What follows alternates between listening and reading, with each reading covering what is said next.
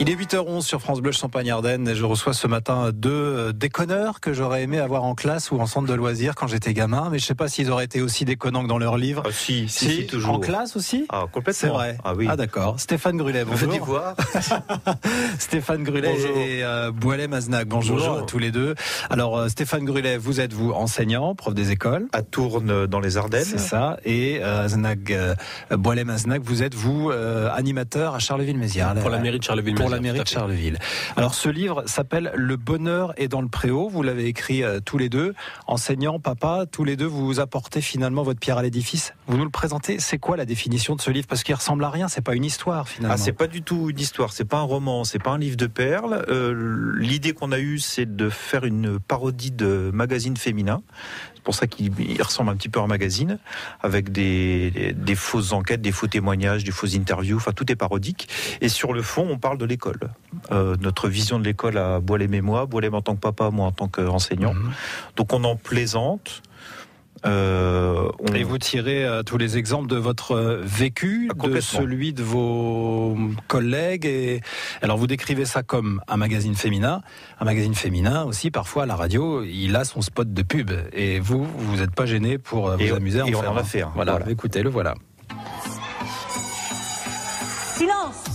Ça fait 3 fois que tu me demandes d'aller aux toilettes. J'en ai marre. Les enfants, on pourrait aller en sport, mais j'ai pas envie. Mais vos gueules, merde! Mais tous les jours, t'es en retard. Tous les jours, il y a un mort dans ta famille. Arthur, qu'est-ce qui te fait rire? Le bonheur est dans le préau.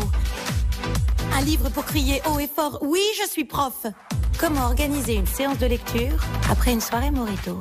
Comment s'habiller quand on surveille la récré?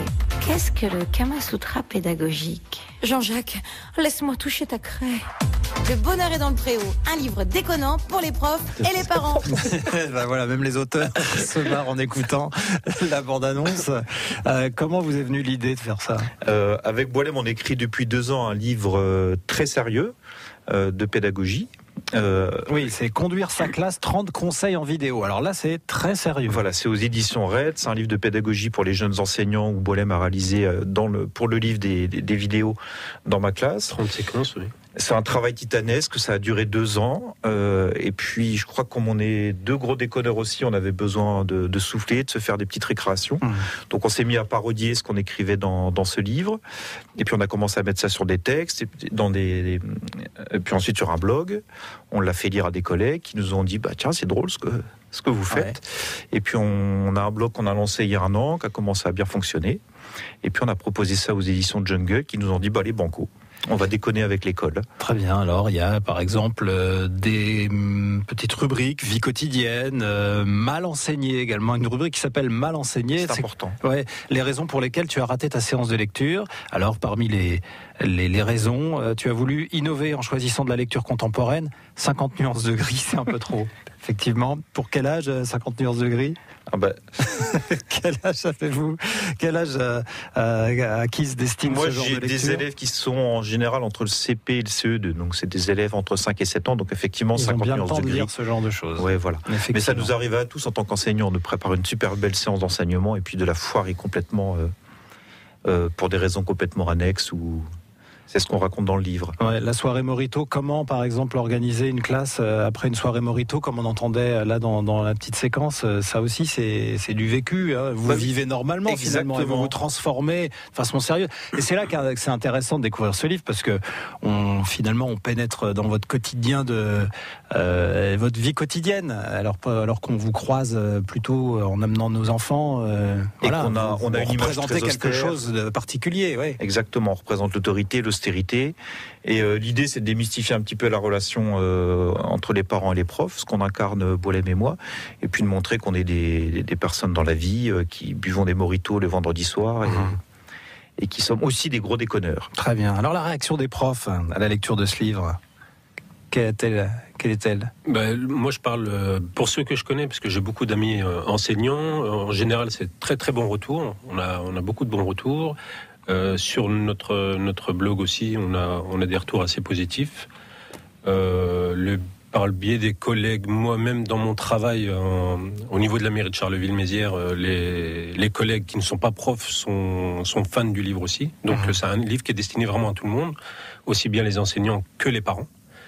Du coup, on a des retours assez positifs dans l'ensemble. Oui, puis on a reçu des photos d'enseignants qui sont à New York, des enseignants qui sont en Turquie, qui ont reçu le livre. Au Mali. Et dernièrement, une prof qui est dans un lycée français au Mali. Qui nous suivent avec le blog et qui nous ont reçu le livre. Et qui sont bien marrés à la lecture. Donc ça fait super plaisir. Par exemple, toujours là, dans la chronique Vie quotidienne, les raisons pour lesquelles tu n'as pas préparé ta classe. Ton mari t'a emmené chez Flunch, une soirée romantique, ça ne se refuse pas. Oui, parce qu'un enseignant travaille le soir après la classe, et puis il y a des moments où... Oui, ou alors il y avait Game of Thrones à la télé aussi, ça fait hyper partie important. Walking Dead aussi. C'est pour ça qu'on propose dans le livre aussi une méthode de lecture pour les CP avec des zombies. Et alors, l'inspection académique, elle en pense quoi de ce livre ?